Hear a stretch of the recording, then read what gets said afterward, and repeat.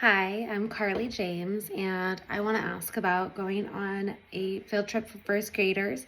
It would be called Meet at the Beach. It would take place on May 17th at 9:30 a.m. We would meet at Burfoot Park in Olympia, Washington. The cost would be about $300 for the students and about $435 in bus fees, so a total of $735. The first hour and a half would be instruction with a member of the Puget Sound Estuarium, and then students would get to explore for an hour, and then we would have 30 minutes of drive time between here and the school.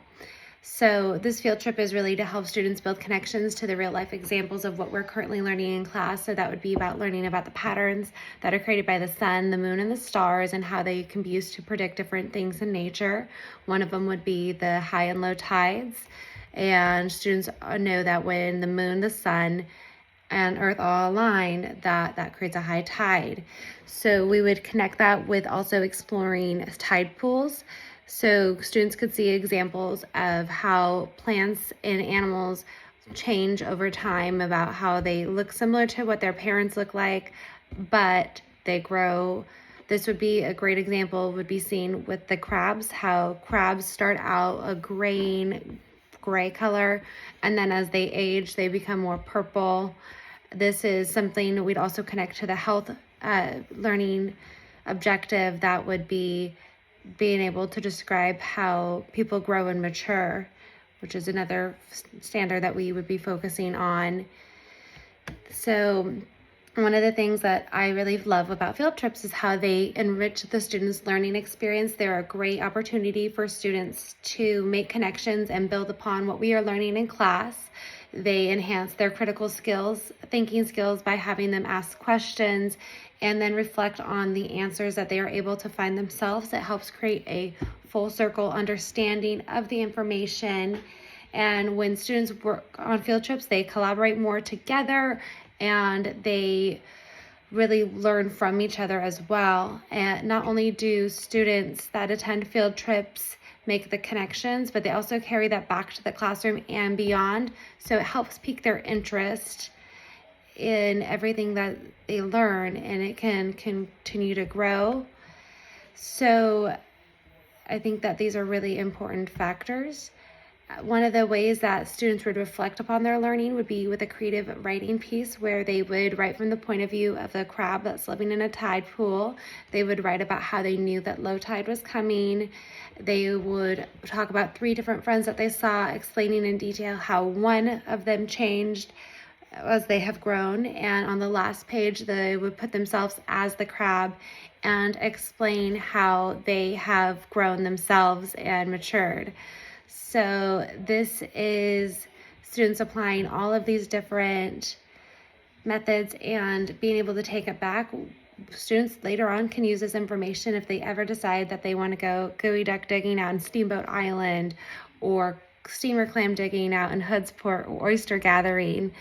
And they would know when to look for the high and the low tide. They would have an idea of what to be aware of, and the fact that when the tide is out, that it would be, they could get stuck in mud very easily.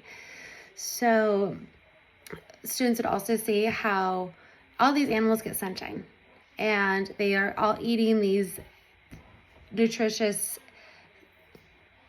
things that they eat in order to grow. And as people, we need to eat, and we need to get sun, and we need to be out and exercise, and that's how we're going to grow and mature our bodies. Field trips have been found to have a very positive impact on students' lives. So in a study, it was found that 59% of students that participated on field trips all got higher grades, and that students that went on field trips, 12% of those also had higher incomes as adults. So this affects our entire society. So in order to get parents involved, we would be sending out letters talking about how we are exploring the patterns using the sun, the moon, the stars. We would talk about how we want the students to see the high and low tide, and we would talk about the changes that animals are going to be seeing as they grow and they mature, just like humans, and we're going to connect it. I think it would be a great example. Where we would ask the parents to do is allow us to take their children via bus and there and back, and as well as to be part of the presentation and allow them to explore the beach themselves. We would also be asking for parent volunteers. This would be a great way for them to understand. I would also state the state standards that we're using, which are earth science, and it's using the observations of the sun, the moon, and the stars to describe patterns that can be predicted. We talk about how we're going to be working on life science, which is to make an observation and construct an evidence-based account that young plants and animals are like, but not exactly like their parents. And then we would also include the health standard of developmental, how living things grow and mature. And so I think this would just be a really great learning experience for the students.